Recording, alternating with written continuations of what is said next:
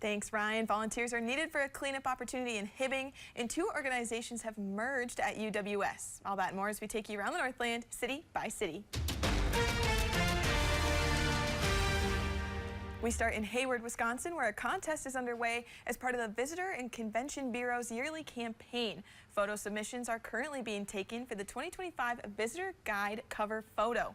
The winning image will also be featured in marketing efforts throughout the year. Submissions are open through August 31st. The image must have been taken in the Sawyer County area or the Hayward Lakes area. Multiple submissions are encouraged, and we'll have the link to do so on our website. In addition to the publicity, the winner will receive $500.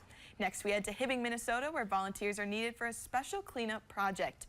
Beyond the Yellow Ribbon and Perpetual Care of Minnesota have scheduled 4 opportunities to clean and scrub headstones at the Maple Hills Cemetery. Volunteers are still welcome to sign up. The dates are July 23rd at 10 a.m. or 1 p.m. and on August 12th at 2 p.m. or 5 p.m. We'll have that volunteer sign up on our website. And we wrap up in Superior, where 2 organizations joined forces this month. The UW Superior Alumni Association and the UWS Foundation have joined to become the UWS Alumni and Friends Foundation. As one organization, they plan to continue investing in the university, students, alumni, and the community.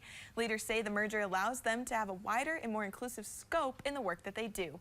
And as always, if there's something going on in your neighborhood you think we should know about, send us an email and it might be featured as we take you around the Northland, city by city.